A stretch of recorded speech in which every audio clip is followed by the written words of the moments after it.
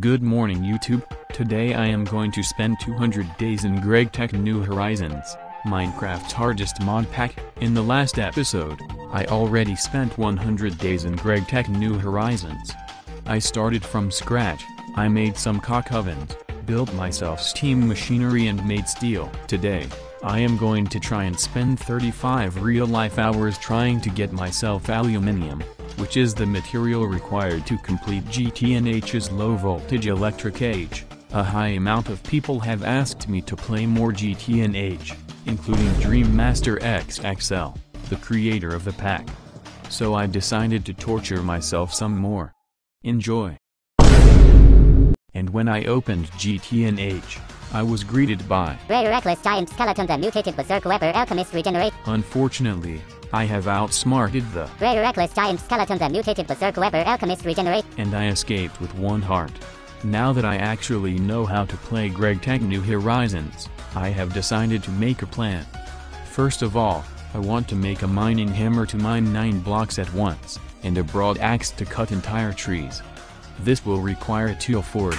Obviously the recipe for the tool forge is incredibly annoying. I have to find aluminium gravel ore, which is about as rare as finding a girlfriend on Reddit. So after looking at this machine for about 20 minutes, it is time to craft the aluminium dust into alumite. This requires steel, which is very painful to get.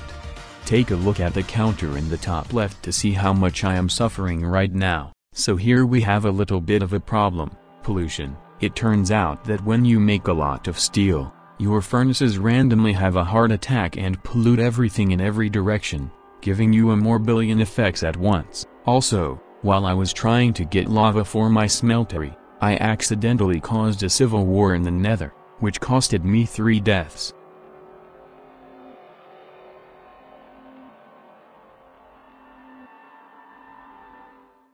I will now introduce the next character in this story, the Multi-Magus. It's just a silly name I made up for the hammer. We also have our lumber axe, which I have called the Mega Magus. After spending 3 hours making my tools, I can now go mining. While I mine, I can explain the next part of my plan. Since my steel is so slow, I will spend the next few hours going on an insane grind to get 3 more blast furnaces. I have also found out about parallelizing. This is a fancy GregTech way of doing multiple things at the same time. While I am down in the mines, my blast furnace will make steel.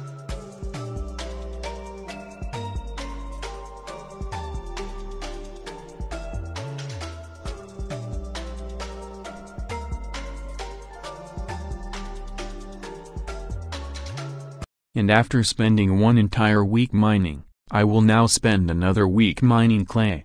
For this, I have made an excavator, which is like a mining hammer but for clay. His name is Sec3. You see, if I want to build myself 3 more blast furnaces, I have to get gypsum, calcite, and a whole lot more stuff. Since this is very boring, I will talk about something interesting. China, officially the People's Republic of China, is a country in East Asia. It is the world's most populous country with a After trading a loot bag with the voice in my head, I have received a cat. A new friend. His name is Mongus. And off he goes inside the nether portal. While I wait for this rubber to be done, I will self-explode. I will now have an encounter with the rare reckless brutish zombie of venom poisonous berserk, which is obviously the brother of Rare reckless giant skeleton, the mutated berserk weapon alchemist. And after pulchritudinous amount of time and effort, which calculates to about 6 hours, I can make myself 16 motors. These will be very useful as they are the most important machine component. To make machines, we will also need circuitry. As you know, circuits need resistors, vacuum tubes, and circuit boards. I have just spent an hour crafting 8 vacuum tubes, which is a lot in GTNH. While I was doing all this, I have also gathered all the necessary components for a triple blast furnace. The final step is manually crafting 96 concrete. As you can see right now, I have to go to a water source, take a bucket, put it in the crafting table, then rinse and repeat. This process takes literally 9 minutes of constant clicking. This is good gameplay. This is what happens when you make a 39-year-old depressed German man design Minecraft recipes. I have lost all my mental sanity over a month ago. Why does this require buckets? If it was only dusts I would have been done in 5 seconds. I hate you so much, Dream.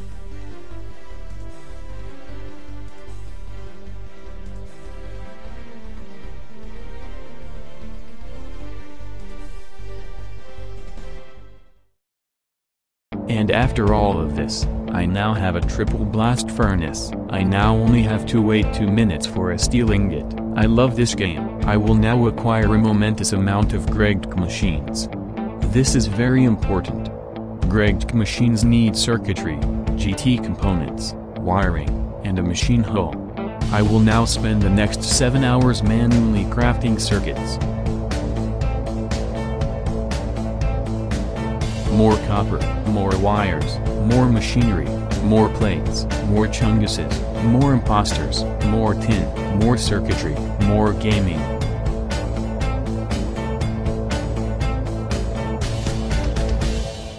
I will now explain the intense amount of gaming that I have just done. I have just built a Dlv wire mill, a machine that takes in ingots and makes wires in only one step. I have also built a Dlv metal bender, a machine that makes plates with 1 ingot instead of 2. You may have also noticed that a literal week has passed while making these machines. You see, GregTech is hard. And if I showed the entire grind, the video will be about 5 hours long and boring. I went outside of the basement for the first time in 3 weeks, and I found a new friend. Rare starving flying spider of smacking sapper berserk wither. I think he is the cousin of Rare reckless giant skeleton, the mutated berserk weapon alchemist. But he also isn't as bad as his other cousin, the Rare reckless brutish zombie of venom poisonous berserk. And look at that, another friend. This time it's the Rare repulsing giant zombie of first aid gravity regeneration.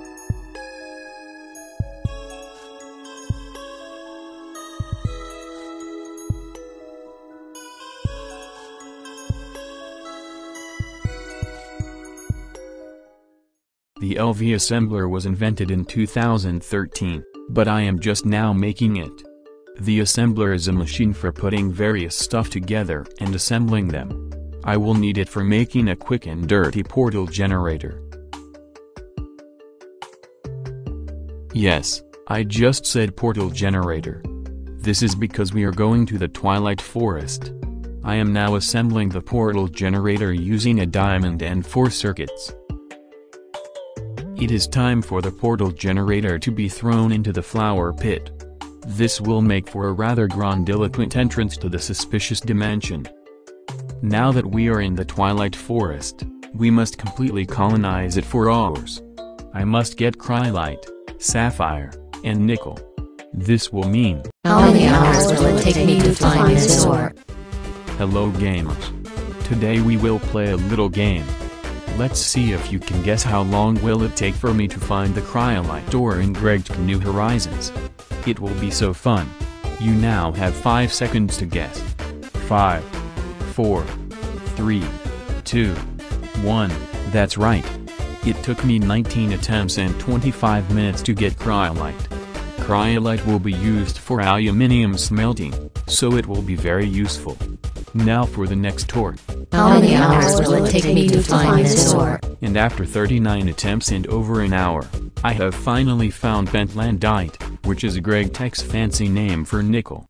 I can now go back to base, and while I was doing all this, I spent an inordinate amount of time crafting circuits in GregTech New Horizons. Me and the fellow members of the PGS coordinated a plan to get the electric blast furnace before day 200. You see, I am actually playing 16-dimensional chess against Dream Master XXL, the creator of the MODPACK. I have created an incredibly efficient plan to get the required machinery for the electric blast furnace. What I need is an Dlv mixer, electrolyzer, canning machine, battery buffer, centrifuge and an alloy smelter. I will explain later why I need all of this stuff. I also kind of got sick of counting deaths. The Minecraft statistics file got corrupted and it only shows I died 3 times, but in reality I died 54 times. So I am using the death counter to display memes. Here it is. Dlv Electrolyzer. According to page 61 of my 9th grade chemistry book, an electrolyzer is a system that uses electricity to break water into hydrogen and oxygen in a process called electrolysis. This machine separates various dusts into their elements. I have decided to take a little trip into the nether to get some ores. Some sphalerite for zinc, tetrahedrite and stibnite for copper, and some ralgar for the juicy arsenic. I want to get myself a circuit assembler. For this I will need arsenic. Sadly, I have gave up on this. It's red, it's a small ore, and it also only spawns on top of netherrack. So it's impossible for me to find as I am suffering from various mental and eye problems. I have decided to get a centrifuge. It is a GregTech machine that separates ore dusts into funny metals. I can do this with lepidolite ore and lithium.